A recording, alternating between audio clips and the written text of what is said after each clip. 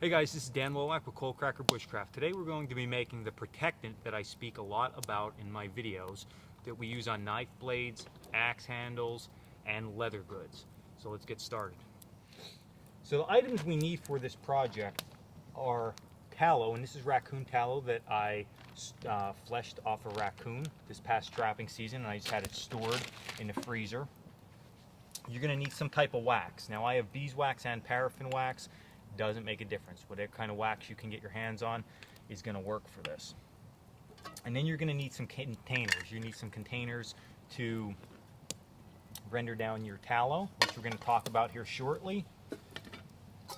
A container for your wax to melt your wax in. And then some type of storage containers for when it's done. Now you can use small tins, you can use cans, you can use old plastic jugs if you would want. You can also use cupcake pans and make individual discs of this stuff and then stick it in all your different kits. So it's up to you however you want to finish this off. We're just going to go through the process of how we actually make this. So how much wax, how much tallow do we need? Well, this is tallow from one regular sized raccoon. Like I said, I just had that put away. I'll render that down. I'll probably use about a cup's worth, and wax about a cup's worth too, a 50-50 mixture. So how do we make our tallow to begin with? Because you can't just take this chunky stuff and do anything with it. So we're going to just put our bush pot on our fire, and we are going to take out some of this tallow, this fat. There's hair and everything in this. We just throw it right in, okay? And you can see there's skin and there's chunks of stuff. Now it's starting to sizzle. We don't want to cook this. What we want to do is keep moving this around, and it's actually going to start to melt down, almost like as if you're cooking bacon and you get bacon fat off the bacon, you have all that grease laying. We're doing the same thing with this fat. So all that we're doing is letting it cook. If it seems like it's getting too hot, just back it off the fire a little bit and just take your time. This is a little bit of a process, and just get all that liquid to start to come out of here. So I'm going to continue to work on this until I have about a cup's worth of tallow rendered out, and then we'll proceed to the next step. So you can see as this is continuing to cook, you can see that this grease, which is the tallow that we're rendering out, it's the fat actually melting off of all this crap that's in here, okay? So we just want to keep this cooking, and ultimately what we're looking for is all that liquid.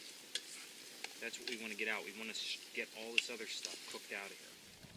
While our tallow is rendering down, I'm just taking my time with that. I'm stirring around, not making sure it doesn't burn or anything like that. I'm going to take my second container with some of my beeswax and just put this on the fire and let this start to melt down also. Because we want two liquids here. So it's not going to hurt anything to do them both at the same time. So we're just going to continue this process, rendering down our tallow. This is going to take the longest, and then we're on the home stretch after this. So as my tallow renders down and I'm starting to get that fat out of it, what I like to do is take a container and I start to actually strain some of this out.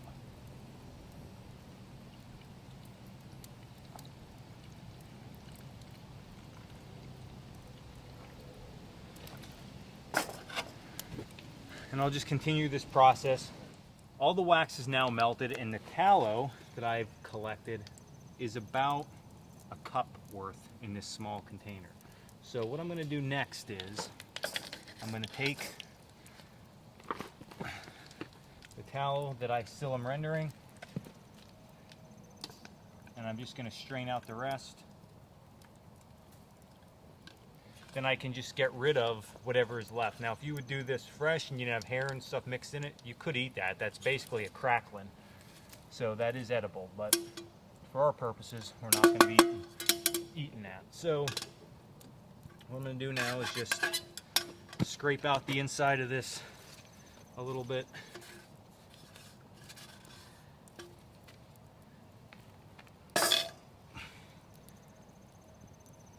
And I'm going to re-pour this in. Now you're probably thinking, why am I re-pouring this in? I just want to get out any kind of impurities that have settled to the bottom.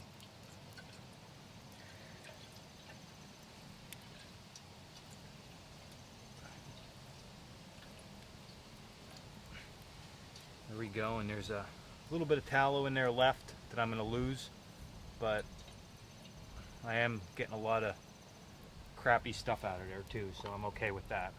Okay, so I have an equal parts 50-50 wax and tallow, and basically all we're going to do at this point is just mix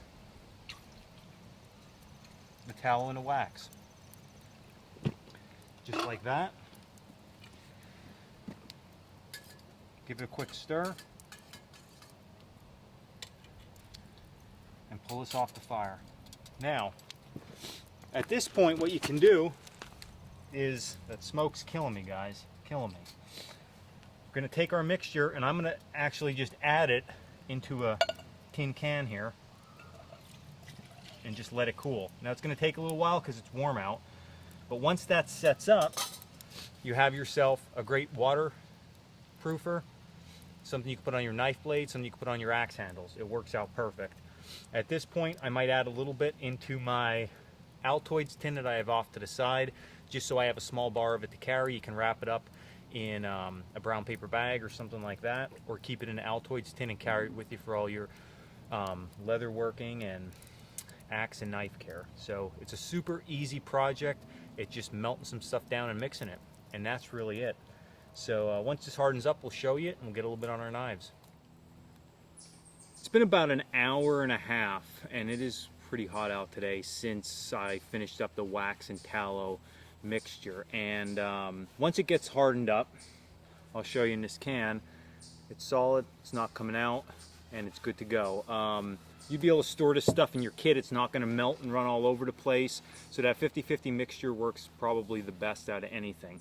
I put a little bit in a Altoids tin.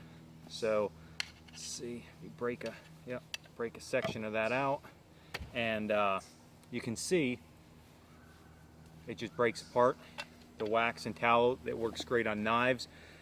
Dan here is working on his bedroll straps as a leather conditioner. You can put this on your knife blades like I talked about in my knife video.